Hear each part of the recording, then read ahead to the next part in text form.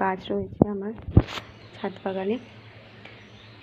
গোলাপ, বেল, জবা, তুলসী, অ্যালোভেরা। এই গাছটা চেনো তো? এই গাছটার নাম হলো লজ্জাবতী। আর এইটা নিশ্চয়ই তোমাদের জানা, এটা হচ্ছে তোমাদের অপরাজিতা। এই দেখো আমার ছোট্ট ছাদ বাগানের গাছ।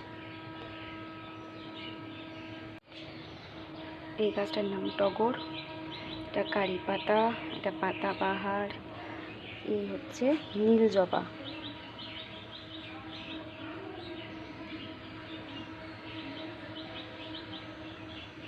তোমাদের আরও একটা জিনিস দেখাই।